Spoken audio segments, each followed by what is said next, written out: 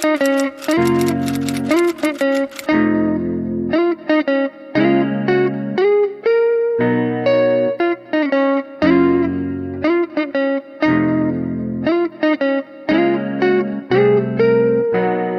craft lovers, if you have not subscribed, so subscribe to Ars Craft.